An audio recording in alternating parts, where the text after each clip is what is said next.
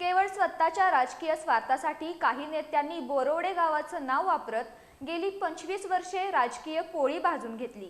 बोरोवडे आणि उंदरवाडी या गावांची जमीन वाचवण्यासाठी शेवटपर्यंत लढण्याची ग्वाही माजी खासदार संजय मंडलिक यांनी दिली। कागल तालुक्यातील बोरोवडे इथं प्रस्तावित शक्तीपीठ महामार्गाला विरोध करण्यासाठी आयोजित बैठकीत ते बोलत होते।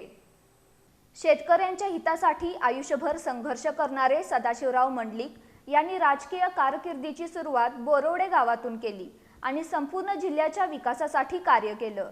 त्यामुळेच त्यांना शेतकऱ्यांचा खरा कैवारी म्हणून ओळख मिळाली। बोरोवडे आणि उंदरवाडी या गावांची जमीन वाचवण्यासाठी शेवटपर्यंत लढण्याची ग्वाही माजी खासदार संजय मंडलिक यांनी दिली।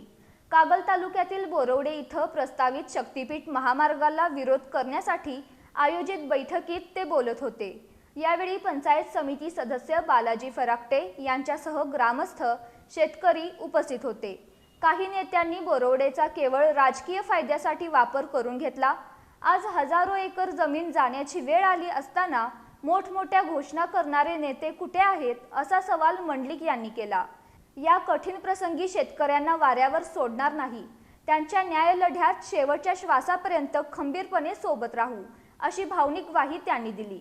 यावेळी एम.आर. फराकटे, आनंदराव फराकटे, बाजीराव साठे, ज्योतिराम साठे, मारुती पाटील, बाळासो सूर्यवंशी, लहू सूर्यवंशी, सुनील मगदूम, चंद्रकांत चव्हाण, पांडुरंग खाडे, आनंदा फास्के, स्वप्नील फराकटे, विशाल मगदूम, सातापा मगदूम, अरुण सूर्यवंशी आदी उपस्थित होते।